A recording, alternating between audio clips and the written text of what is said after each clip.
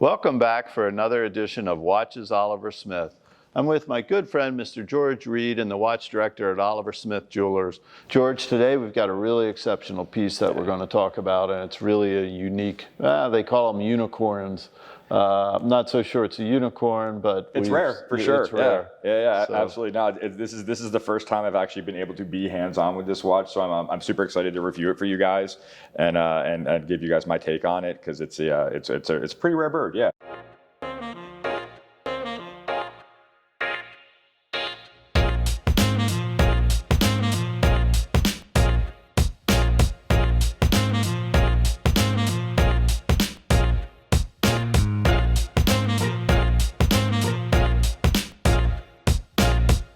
Moser and Company.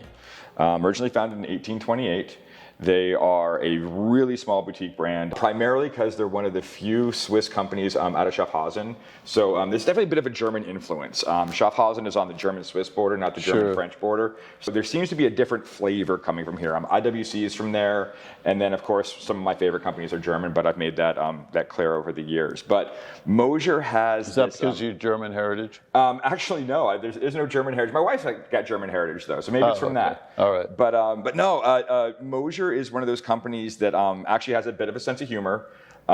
There was a time in the recent history where the Swiss government was determining why and how you could say Swiss made. And they determined that 60% of the cost of the timepiece makes it Swiss made. So Moser kind of came up with this thought that okay, so if I have something made in Japan, but my production cost equals 60% of the total cost of the watch, I can say Swiss made on it.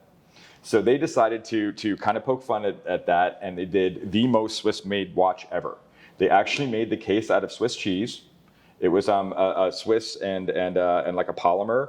They put their own movement in it. They made the dial of the Swiss flag. The strap was Swiss, and they charged over $1 million Swiss francs for it because that's what the Swiss do with their watches.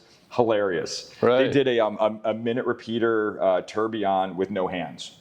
The only way it can tell time is via the minute repeater. They do really cool, really innovative stuff. How long have they been doing it?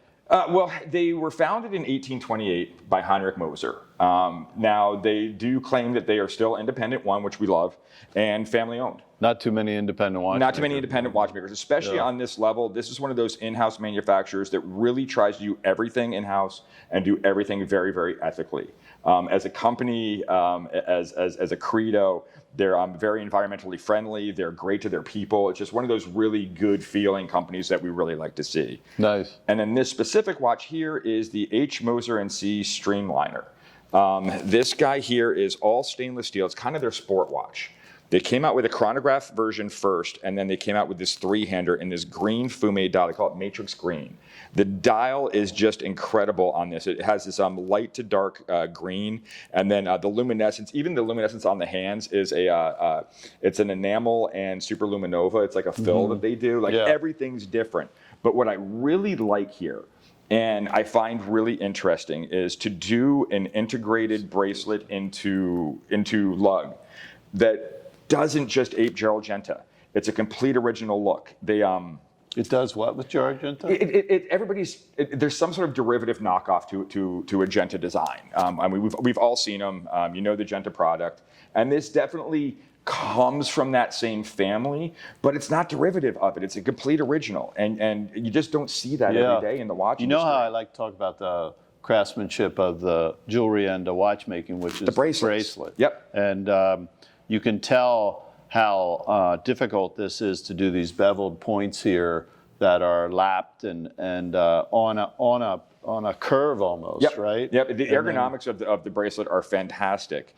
The look has a little bit of 70s funk. It almost looks like a really updated Twistaflex. Yeah. And I don't mean that in a bad way. No. But that's really where the design comes in. It's in the name, Streamliner. It takes a lot of guts to be a little bit different. It does. Right? And these guys have that in spades. Yeah. I think they've just done a fantastic job. Yeah. And this is absolutely one of my favorite watches the past couple of years as far as the sport watch scene goes. What kind of production numbers do they do? They're still very, very small batch. You know, if they do 15,000 watches a year, I'd be really surprised. It's probably more in that 4,000 or 5,000 watch thing.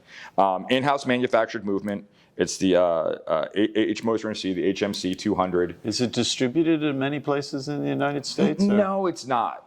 It's really just starting to get a foothold. It's the darling of the guys who do what I do for a living. You're going to see it all over Hodinkee. I think everybody's done a review on it. This is just the first one I've had that I could get my hands physically on. We own the watch. It is for sale. So it's just the first one to pass through, and I just thought we should tell you guys about it. I think it's absolutely fantastic. It's one of my absolute favorite watches in the past couple of years. Really a rare bird. Yep. Right? Yep.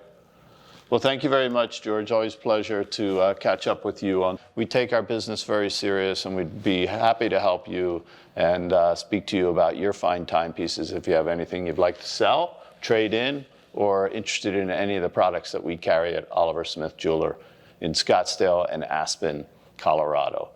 Be well, stay safe. Thanks again.